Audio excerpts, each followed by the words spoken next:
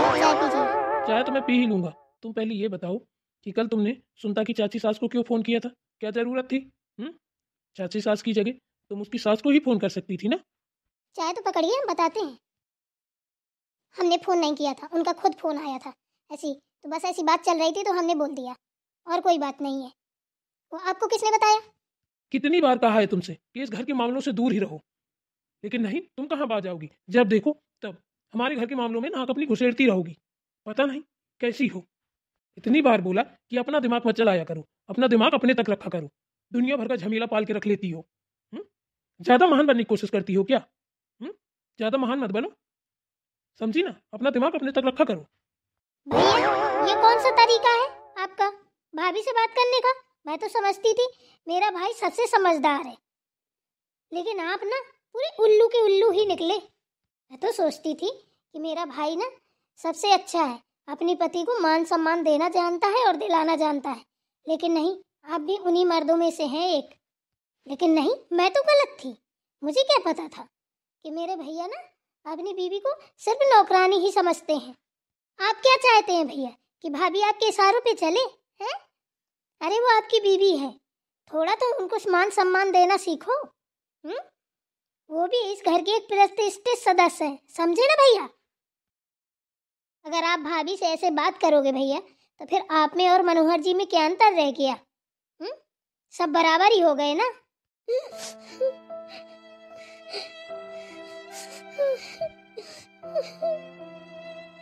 क्यों जी, आपने ये क्या किया? दीदी को रुला दिया? हटिए, आपसे तो कुछ होने वाला नहीं है, मैं देखती हूँ जाके।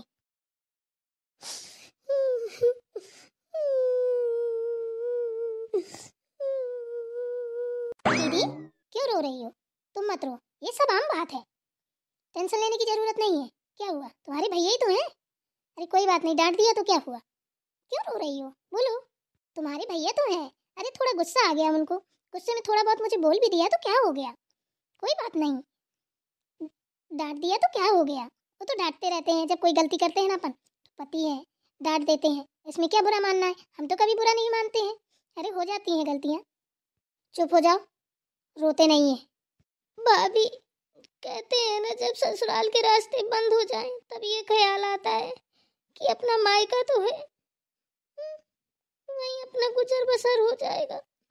मैं तो सोच रही थी कि कुछ दिन जाके अपने मायके में रहूंगी, पर क्या करूं, मेरी वजह से तो आप दोनों में ही टकरार होने लगी, आप में ही लड़ाइयाँ होने लगी।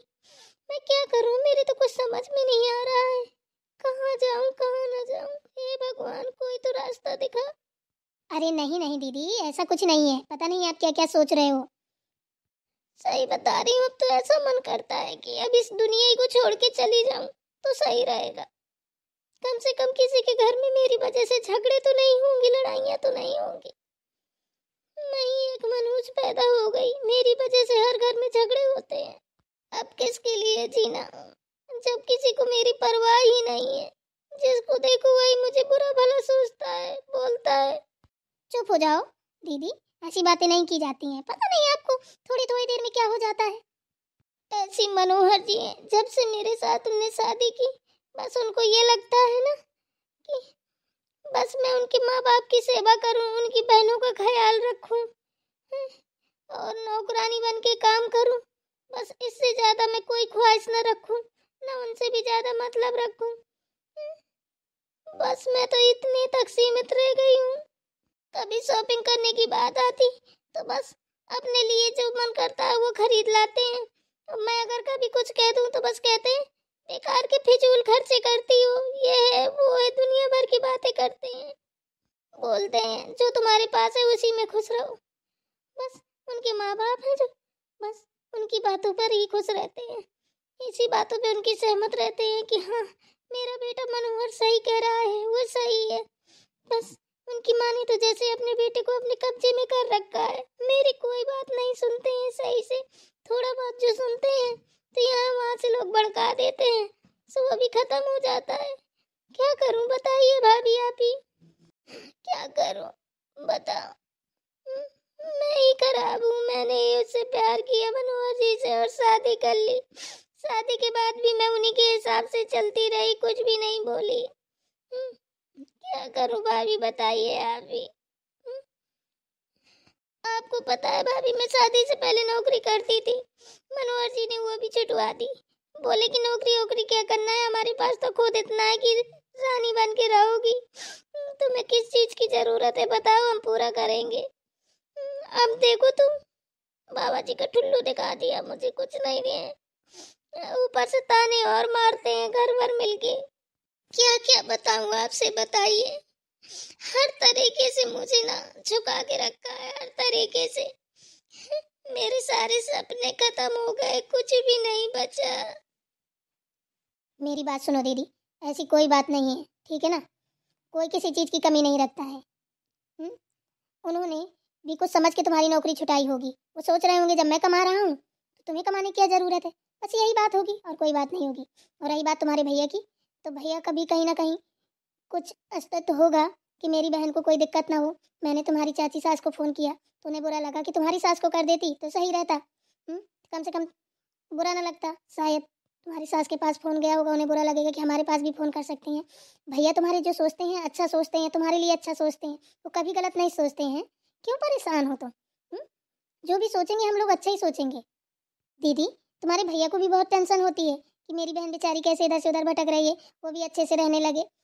इसलिए बोलते हैं वो। और रही बात मेरी, तो मेरी बातों पे मत आया करो। वो मुझे डांट देते हैं, मुझे कभी बुरा नहीं लगता है, ठीक है। और वैसे भी पति की डांट को कभी बुरा नहीं मानना चाहिए। पति परमेश्वर होता है, पति के बिना पत्नी अधूरी है, समझ रहे हो ना। तो इन सारी बातों का ध्यान न दिया करो। और रही बात तुम्हारे ससुराल की, अगर तुम्हें ससुराल नहीं जाना है ना तो कोई बात नहीं, हम उनसे बात करेंगे, पहले मिलेंगे और बात करके सारी बात फाइनल कर लेंगे, तब तुम्हें लेके चलेंगे। परेशान मत हो। और ऐसे थोड़ी ना भैया भेज देंगे जब तक हम नहीं चाहेंगे। तो तुम्हें परेशान होने की बिल्कुल ज़रूरत नहीं है, ठीक है ना। और रोने की भी ज़रूरत नहीं है। हम मिलेंगे, मनोहर जी से बात करेंगे, तुम्हारी सासू माँ से बात करेंगे। और ये सारी बातें जो तुमने हमसे बताई हैं कि तुम्हें पैसे नहीं देते हैं, खर्च के लिए शॉपिंग नहीं कराते हैं, सारी बातें होंगी। क्यों परेशान हो? हुँ? जब तक तुम्हें नहीं जाना है मत जाओ, यहीं रहो, ठीक है। बेटा बहू, क्या बात हो गई, क्यों रो रही है सुनता? अरे कुछ नहीं हुआ माँ जी, थोड़ा हमारी इनकी ऐसी बात हो रही थी तो उनने मुझे डांट दिया, तो दीदी को बुरा लग गया कि बताओ भैया भी ऐसे हैं, वो भी भाभी को डांटते हैं। वही सब बातें बताने लगी कि जब भैया भाभी को डांटते हैं तो मनोहर जी में और भैया में क्या अंतर है, सब एक जैसे ही हैं। अरे तो क्या हो गया, थोड़ी नोक झोंक तो चलती रहती है, इसमें रोने की और मुँह बनाने की क्या ज़रूरत है। वही तो हमने समझाया, पता नहीं क्या सोचती रहती हैं। सुनो दीदी, मैं आपको एक बात बता दूं, मैं आपकी भाभी हूँ, ठीक है ना। और भाभी माँ से भी बढ़ के होती है। आप परेशान ना हो, हम जो भी निर्णय लेंगे आपके बारे में अच्छा ही लेंगे, आपको परेशान होने की ज़रूरत नहीं है। भैया को बोलने दो जो बोलना है। अरे पागल, वो तेरा भाई है, तेरे बारे में कभी बुरा सोचेगा क्या है? वो तो हमेशा तुम दोनों बहनों के लिए सोचता रहता है। तू भाई के बारे में ऐसे सोच के बैठ गई? अरे तू हमेशा पागल की पागल ही रहेगी, तुझे कभी अकल ना आएगी। बिल्कुल सही बोल रही हो मम्मी, बस अकल तो आप ही भर को है। वो तो भाभी है जो मुझे इतना मानती हैं, नहीं आप तो मुझे दुश्मन की तरह देखती हो। मुझे सब पता है। जो आप ना भैया ना चुकरिया में गुड़ फोड़ते हो, आप तो बिल्कुल चाहती हैं कि मैं अपने ससुराल चली जाऊं, वहां जाके मार खाऊं सबकी, नौकरानी बन के काम करूं, ऐसी ठंडी में सड़ जाऊं मर जाऊं। यही चाहती हो ना, तो ठीक है चली जाऊंगी। ऐसी माँ तो किसी की ना होगी जैसी मेरी माँ है। देखो देखो कितना मुंह चल रहा है, अभी हमने कुछ बोला भी नहीं है, हैं? जब ये माँ को नहीं छोड़ती है तो वहाँ किसको छोड़ती होगी? बेटा बहू, तुम इसके चक्कर में मत पड़ो, जो बेटा कहता है मेरा वही करो, ठीक है ना। नहीं इसके चक्कर में तुम भी कहीं मार मत खा जाना। हाँ हाँ, संभाल के रखो अपनी बहू को, कहीं सजा के रख लो, मेरी चक्कर में वो भी मार ना खा जाए। मैं तो यही चाहती हूँ ना, मैं तो हर जगह बस कुएं खोदती घूम रही हूँ कि इसको गड्ढे में डाल दूँ, उसको गड्ढे में डाल दूँ। आप बची रहना, कहीं आपको भी ना डाल दूँ, है ना। भाभी बता दीजिए और बचा के रखिए अपनी सास को, कहीं आपकी सास को गड्ढे में न डाल दूं। अरे माँ चुप हो जाओ, काहे के लिए?